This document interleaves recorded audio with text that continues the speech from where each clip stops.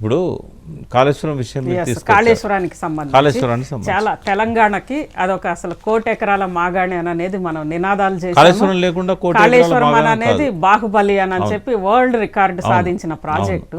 ఆ ప్రాజెక్ట్ ఈ రోజు పనికిరాదని అనేది ఎన్డీఎస్ఏ తేల్చేసింది.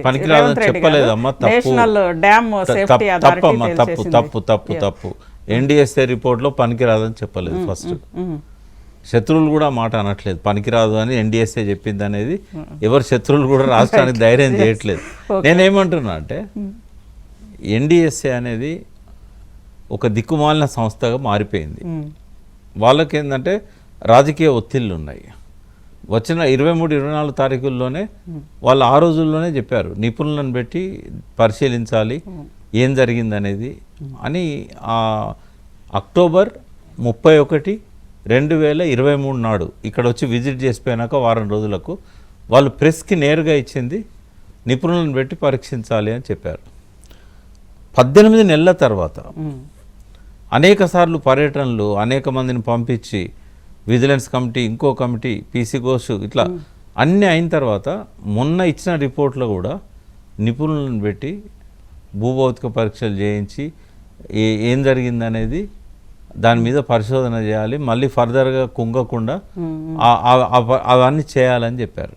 అంటే 18 నెలల కాలము ఎన్డీఎస్ఏకి నిపుణులు దొరకలేదా? నిపుణులను పెట్టి పరీక్ష చేయించాల్సిన అవసరం రాలేదా? ఇప్పుడే ఎందుకు మళ్ళీ అక్టోబర్ 31 నాడు చెప్పిన మాటల్ని 18 నెలల తర్వాత మళ్ళీ ఎందుకు రిపీట్ చేశారు? ఒకటి. రెండవ పాయింట్ ఏంటంటే అది కూడా వాళ్ళు చెప్పిన దానిలో ఆ స్పష్టత కూడా లేదు. రెండవది, ఇది ఖచ్చితంగా కారణము, దీనికి వీళ్ళు బాధ్యులని ఎన్డీఎస్ఏ చెప్పలేదు. సుందిల్లా అన్నారం విషయంలో కూడా వాళ్ళు అక్టోబర్లో వాళ్ళు విజిట్ చేసిన తర్వాత కొన్ని రిపేర్లు సూచించారు. అవి డ్యామేజ్ అయినాయని అప్పుడు కూడా చెప్పలేదు అమ్మ వాళ్ళు. పనికిరావని ఆ రోజు చెప్పలేదు, ఈ రోజు చెప్పలేదు. కొన్ని చిన్న చిన్న రిపేర్స్ సూచించారు. అవి 24 జూన్ 1వ తారీఖు కల్లా, అంటే వర్షాకాలం స్టార్ట్ అయ్యే టైం కల్లా ఆ రిపేర్లు అన్నీ పూర్తయినాయి. పూర్తయినాక కూడా ఈ రోజు వరకు కూడా అందులో వాటర్ నింపమని చెప్పట్లేదు. ఎందుకు అనంటే అనుమానాలు వ్యక్తం చేస్తున్నారు.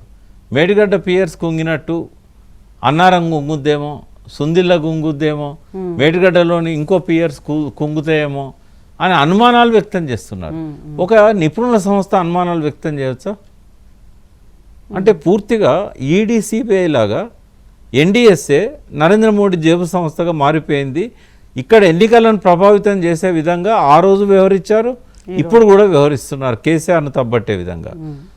ఇక్కడ రేవంత్ సర్కార్ అయినా అక్కడ మోడీ సర్కార్ అయినా ఇద్దరికి చంద్రబాబుతో ఉన్న అనుబంధం అనేది ఇక్కడ ప్లే చేస్తున్నది.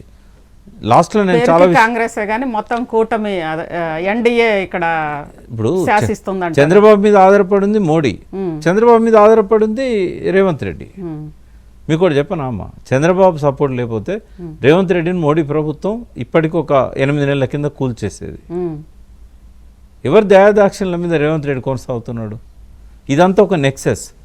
ఇది తెలంగాణకు వ్యతిరేకమైన కూటమి.